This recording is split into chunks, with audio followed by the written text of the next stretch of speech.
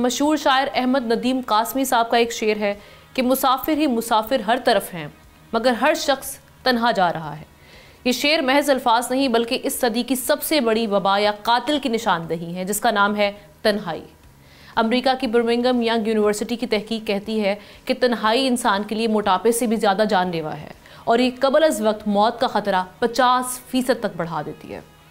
WHO کے مطابق ہر سال تنہائی کے باعث دنیا بھر میں 8,71,000 افراد موت کے منہ میں چلے جاتے ہیں، کیونکہ تنہائی صرف جسم پر نہیں روح پر بھی وار کرتی ہے۔ شاید یہی تنہائی کا احساس کراچی کی عائشہ آپا اور حمیرہ اصغر جیسے ہم دیکھ رہے ہیں کہ حساس دلوں کو نگل گیا۔ کروڑوں کے شہر کراچی میں جن کی زندگی کا باب خاموشی سے بند ہو گیا۔ سوال یہ کہ کیا ہم واقعی ترقی کرتے کرتے ایک ایسے معاشرے میں بدل گئے ہیں جہاں قربت کے بجائے خلوت یعنی تنہائی نے زندگی کو نگلنا شروع کر دیا ہے؟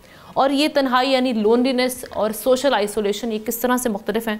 اسی پر بات کرنے کے لیے ہم نے انوائٹ کیا ہے ڈاکٹر نبیہہ علی خان صاحبہ کو، کلینکل سائیکالوجسٹ ہیں اور آج کل ہم دیکھ رہے ہیں کہ سوشل میڈیا پر بھی چھائی ہوئی ہیں۔ Thank you so much doctor صاحبہ۔